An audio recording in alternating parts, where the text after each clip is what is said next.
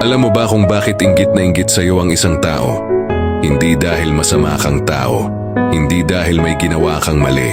Inggit sila kasi may ginagawa ka na hindi nila kayang gawin. Habang ikaw gumagalaw, sila puro salita. Habang ikaw sumusubok kahit takot, sila reklamo muna bago kilos. Real talk. Hindi ka nila binabatikos dahil mahina ka. Binabatikos ka nila dahil may nakikita silang lakas na wala sila. Kaya pansinin mo, ang inggit laging may kasamang panlalait, paninira at kunwari concern. Pero ang totoo, mas masakit sa kanila ang pag-usad mo kaysa sa sarili nilang kabiguan. Kaya kung naiinggit sila sa'yo, huwag kang titigil, huwag kang babagal.